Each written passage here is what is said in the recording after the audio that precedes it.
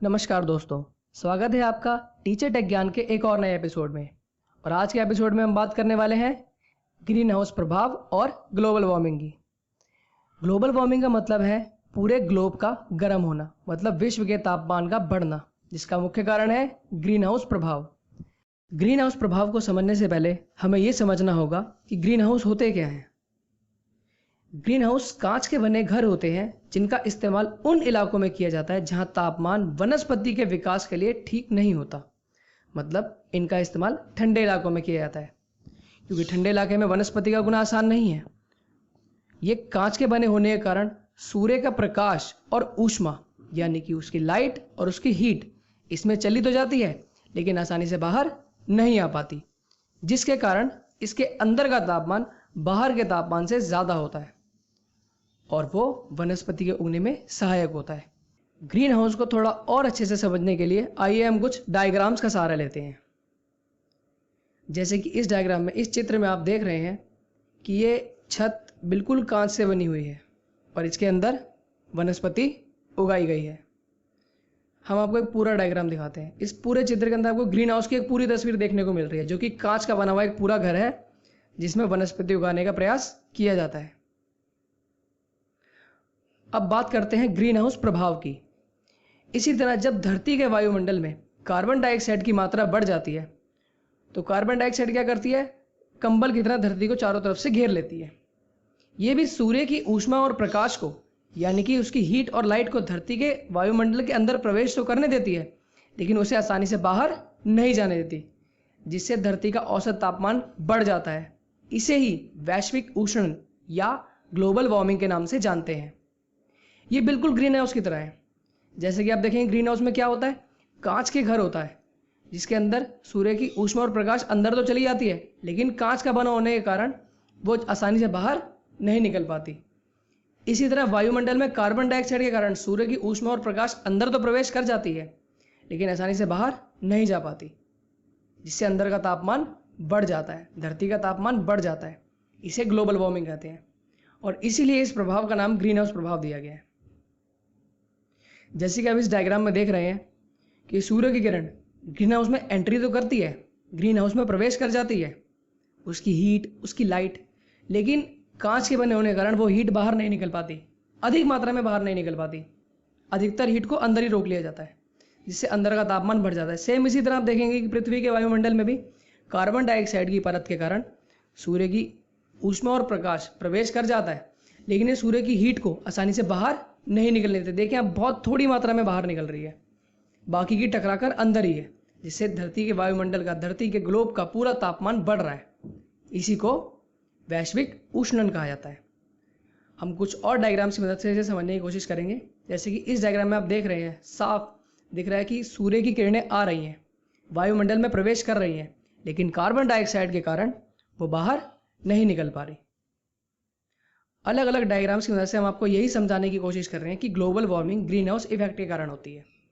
Green house effect में carbon dioxide की layer, carbon dioxide की परत सूर्य की ऊष्मा को आसानी से बाहर नहीं जाने देती, इससे धरती का औसत तापमान बढ़ रहा है। इसी के कारण ग्लोबल वार्मिंग हो रही है। अब बात करते हैं ग्लोबल वार्मिंग की, यानी कि वैश्विक उष्णन की। वैश्विक उष्णन क्या है? धरती के औसत तापमान का बढ़ना वैश्विक उष्णन या ग्लोबल वार्मिंग कहलाता है। इसमें धरती के औसत तापमान में धीरे धीरे वृद्धि हो रही है, लेकिन इस धीरे धीरे वृद्धि के भयंकर और दूरगामी परिणाम होंगे। धरती के तापमान में बदलाव के कारण कई समस्याओं का सामना करना पड़ सकता है, जैसे कि पर्यावरण असंतुलन, मौसमी बदलाव, असंतुलित वर्षा, तापमान में असंतुलन और समुद्र के जल स्तर का बढ़ना। इसको थोड़ा विस्तार से समझने की कोशिश करते हैं। देखिए, यदि धरती का तापमान धीरे धीरे बढ़ता रहेगा तो धरती के दोनों ध्रुवों पर, उत्तरी ध्रुव और दक्षिणी ध्रुव पर, जो विशाल बर्फ के ग्लेशियर है ना, वो पिघलना शुरू हो जाएंगे। और अगर वो पिघलना शुरू हुए तो होगा क्या, उनमें जितनी बर्फ है वो पानी बनकर समुद्र के जल स्तर को बढ़ा देगी। वो सारा पानी बहकर समुद्र में आएगा और समुद्र का लेवल बढ़ जाएगा। और आप यकीन मानिए कि वो इतनी अधिक मात्रा में पानी पिघलेगा ना, बर्फ पिघलकर पानी बनेगा, जो कि पूरी धरती को डुबा सकता है। तो ये हमारे लिए एक बहुत बड़ा खतरा है। चलिए, ये तो हुई थोड़े दूर की बात, लेकिन पास ही में जो हमारे सामने इस समय जो खतरे सामने आ रहे हैं वो है हमारे मौसम में बदलाव होना।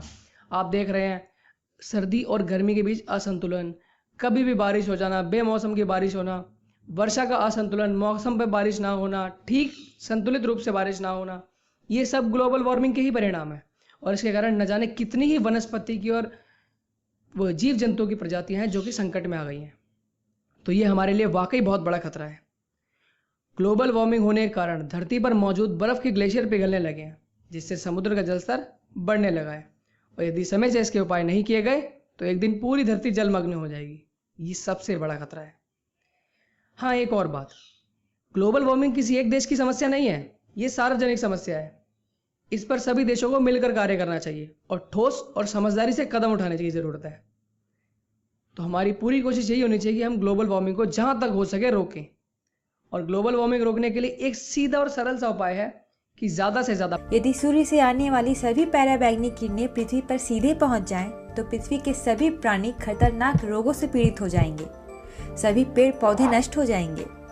ओजोन परत तकरीबन 97 से 99% तक पराबैंगनी किरणों का अवशोषण करती है, यानी हमारी धरती के लिए तथा धरती के सभी प्राणियों के लिए सुरक्षा कवच का काम करती है। लेकिन कुछ सालों से ओजोन गैस की मात्रा में कमी आ रही है और ओजोन परत का क्षय हो रहा है। इसके बारे में विस्तार से जानने के लिए इस वीडियो को पूरा जरूर देखें।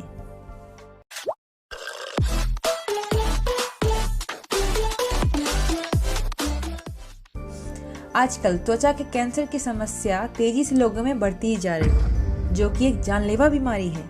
और इसका एक प्रमुख कारण है ओजोन परत में छेद होना, यानी कि ओजोन लेयर डिप्लेशन। इस परत की खोज सन 1913 में फ्रेंच भौतिक शास्त्री चार्ल्स फेब्री और हेनरी बुशन ने की थी, जो कि पृथ्वी की सतह से 20 से 30 किलोमीटर की ऊंचाई पर पाई जाती है। ओजोन परत के क्षय होने का प्रमुख कारण कुछ और नहीं बल्कि हम खुद हैं। वैज्ञानिकों ने इससे जुड़े एक विश्लेषण में यह पाया है कि क्लोरोफ्लोरोकार्बन ओजोन परत में होने वाले विघटन के लिए प्रमुख रूप से उत्तरदायी है। इसके अलावा halogen, methyl chloroform, carbon tetrachloride आदि रसायन पदार्थ भी ओजोन को नष्ट करने में सक्षम हैं। इनका उपयोग हम मुख्यतः अपनी दैनिक सुख सुविधाओं में करते हैं, जैसे कि air conditioner, foam, paint, refrigerator, plastic इत्यादि। सभी प्रकार के रॉकेट इंजन द्वारा ओजोन नष्ट करने वाले रसायनों का दहन किया जाता है। इन्हें ओजोन परत के पास स्थित मध्य और ऊपरी समताप मंडल यानी कि स्ट्रेटोस्फेयर परत में सीधे छोड़ दिया जाता है, जिससे सीधे तौर पर इसे भारी क्षति होती है। जब CFC धीरे धीरे स्ट्रेटोस्फेयर की ओर बढ़ते हैं, वहां वे पराबैंगनी विकिरण से टूट जाते हैं और क्लोरीन परमाणुओं को मुक्त करते हैं, जो ओजोन अणुओं को नष्ट कर देते हैं। अमेरिकी अंतरिक्ष एजेंसी नासा 1982 से ओजोन के छेद के आकार पर नजर बनाए हुए है। विश्व स्तर पर बढ़ते तापमान के बीच इस छेद में सबसे बड़ी गिरावट देखी गई है और यह पिछले 37 सालों में ओजोन के सबसे छोटे छेद के रूप में रिकॉर्ड किया गया है, जो कि एक अच्छी खबर है। अंतरिक्ष से मिले नए आंकड़ों से पता चलता है कि यह छेद अब 39 लाख वर्ग मील से कम का रह गया है और यह महज 13 हफ्ते पहले 8 सितंबर को 63 लाख वर्ग मील के रिकॉर्ड क्षेत्र की तुलना में लगभग आधा हो गया है। वर्तमान समय में अनेक प्रकार के केमिकल के बढ़ते प्रयोग, वृक्षों का अंधाधुंध कटना, इन सब के कारण ओजोन परत का क्षय बढ़ता ही जा रहा है। इसे बचाने के लिए हमें निजी वाहनों का सीमित उपयोग करना होगा, जिससे वाहनों से निकलने वाले हानिकारक गैस की मात्रा भी कम हो। शीतल करने वाले यंत्र जैसे कि रेफ्रिजरेटर या एयर कंडीशनिंग उपकरण जिसमें CFC का उपयोग होता है, ऐसे उपकरणों का उपयोग नहीं करना चाहिए।